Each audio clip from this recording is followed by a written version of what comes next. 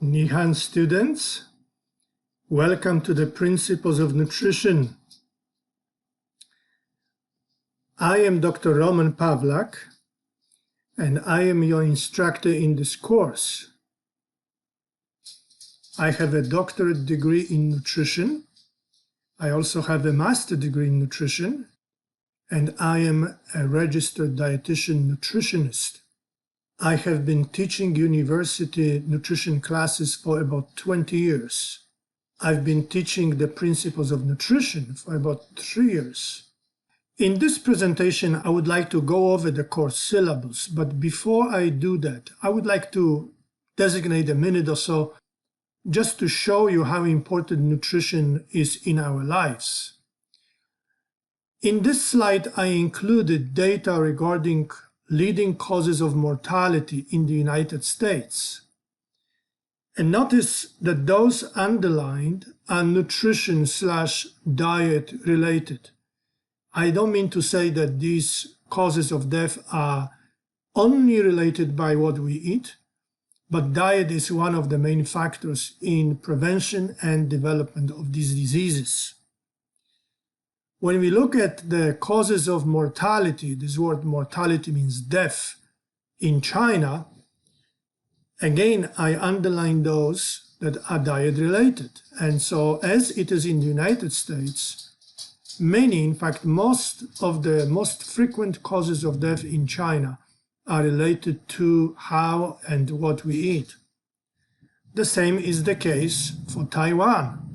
This is mortality rate of the leading causes of death in Taiwan, data for 2019. And again, notice those underlined. These are diet/nutrient related. Thus, learning about nutrition/diet and developing healthy dietary habits can have a major impact on the risk of disease and death.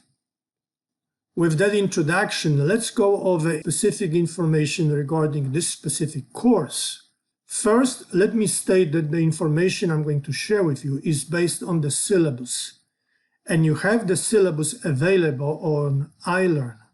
I would like to suggest to you that you should download the syllabus, you should review it, and you should be familiar with what it says. I have already introduced myself. We are in the summer 2022 semester, and here is my email information if you would like to contact me. I will do my best to reply to your emails promptly. Sometimes it may take a little longer, sometimes it may take a little shorter. We are on a different time zones. If you send me an email while I am asleep, you may need to wait until my morning time before I reply. You could also choose to ask specific questions during the live discussions that we will be holding. More about live discussions in a moment. First, the Principles of Nutrition is an introductory nutrition class. The Principles of Nutrition is an introductory nutrition class.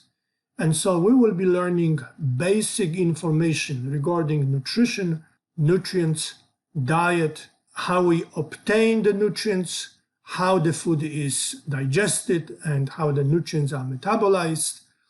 We will also be learning what role the nutrients play in human anatomy and physiology, in disease prevention. We will be learning specific recommendations for nutrients and diets in different stages of the life cycle, from pregnancy, infancy, until when we are elderly and centenarians. Centenarians are individuals who are over 100 years of age. And we have more and more of them living in different countries.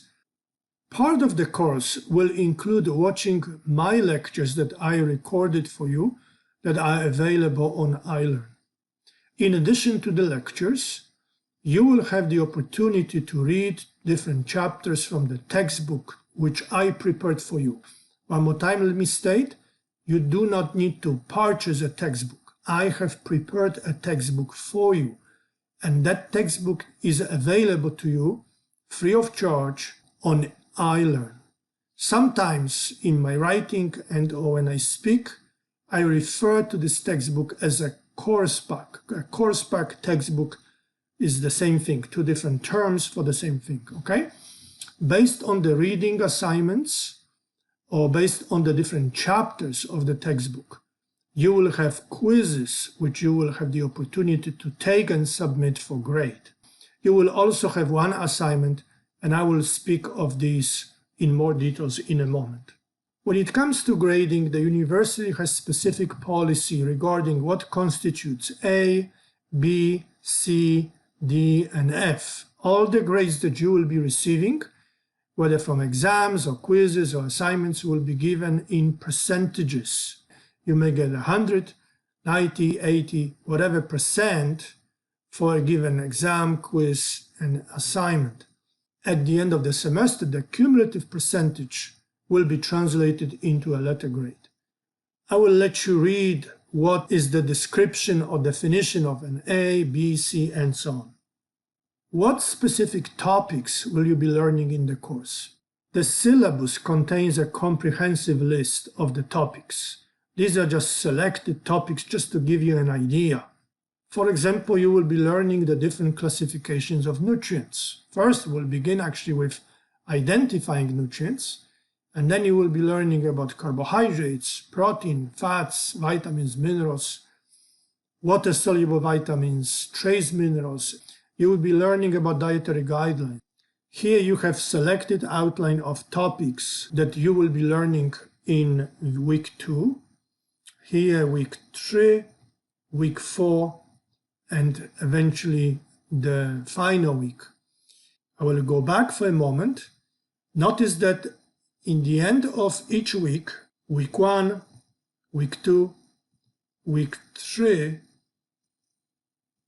and week 5, okay? The exception being week 4, you will have an exam. Let me elaborate on the exams. Number 1, notice, only in rare circumstances permission may be granted to take an exam after the deadline, okay? If you go to the syllabus, you will see that the exams will be available for a few days. And so only, again, in rare circumstances, and that may be family emergency, for example, only in rare circumstances permission may be granted. I hope you understand the English nuance here. I'm not saying that permission will be granted or will be given.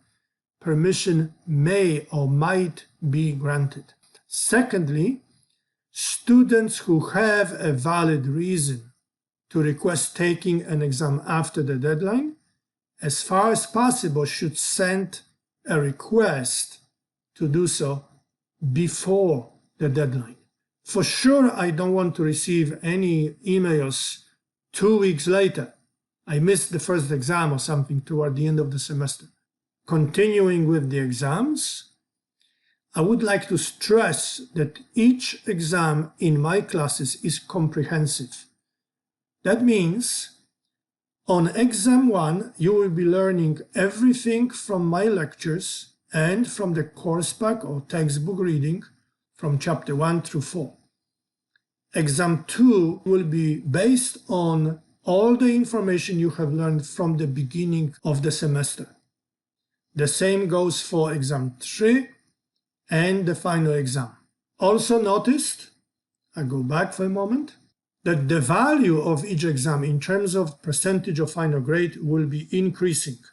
So just 5% of the final grade will be accounted for your grade from exam 1. It will be 10% for exam 2. It will be 15% for exam 3 and 20% for the final exam.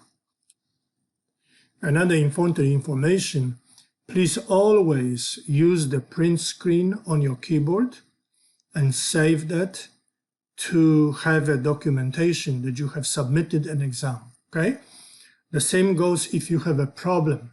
Let's say you answered 20 questions or 40 questions and you didn't get to the end of the exam because you had a internet outage or something happened, okay? Please document it. Print screen option on the keyboard is a good way to do it. Another way to do it is to take a picture with your cell phone.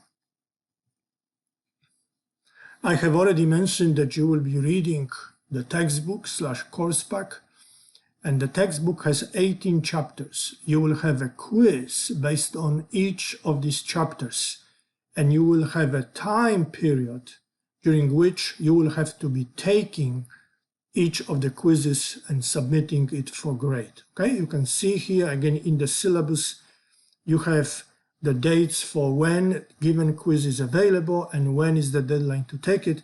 Here I only have the deadlines. You can see the first 4 quizzes are due on July 25, and then the next 4 quizzes are due on August 1, and so on and so on, okay? Again, look up these dates in the syllabus and make note of them in your calendar so you do not miss any quizzes. Key information also, you can take each quiz up to 3 times. The highest grade will show in the gradebook. So if you received, say, 80 or even 90, or whatever grade that is not 100, you are not satisfied, and you shouldn't be satisfied because this is open book, right? Open reading assignment. Okay, so you should be getting 100 on each of these quizzes. You can retake it, all right? This is a picture from the syllabus, and this is under the last section called policies, under policy 3 called quizzes. Quizzes are offered online for several days, in fact about a week or so. This means you can take and submit them from anywhere at your convenience, as long as you have access to the internet. Thus, it is unlikely that permission may be granted to make up quizzes if not submitted on time, though in rare circumstances exception might be made. And I'm stressing here rare circumstances. If you are taken to the hospital and stayed a couple of days or something, that may be such a circumstance. If you have a flight to take somewhere, the flights usually don't take a week. Again, the quizzes are offered for about a week or so, and so you need to plan your days and your activities so you take these quizzes as they are scheduled rather than counting on or getting permission to take them after the deadline. You will have one assignment. The nature of this assignment has to do with creating an educational flyer. I have a separate document in which I explain what this assignment is about. The document also contains grading criteria and some additional tips. The document is available on iLearn. Access it ahead of time. Don't wait until closer toward the end of this deadline. In one of the online discussions, live discussions that we will be having, I will spend a little bit of time discussing this flyer assignment also. Speaking of discussions, we will have 5 live discussions available. Each one is worth, as you can see, 1.6% of the final grades. And here you have dates and time as US Eastern Standard Time. You need to translate this time to wherever you are, whatever your location is, okay? Notice that the first 4 of these discussions are scheduled for Thursday. The last one is an exception. Instead of Thursday, the last discussion is scheduled on Tuesday, August 16. So again, make note of this in your calendars and do not miss one. For the discussions, we will be using this software. I'm not sure if I pronounced this correctly. VOV, I'm not sure. I think you may be familiar with it. And in the syllabus, I included also a link that we will be using for the discussion. For each of the 5 discussions, we will be using the same link. And that's all I wanted to share with you. Welcome again. If you have a question, you are welcome to send me an email. You could also contact my teaching assistant. Her English name is Jade, and you have her email as well. She speaks Chinese as well as English. She is available to help you in any way she can as well. Thank you again.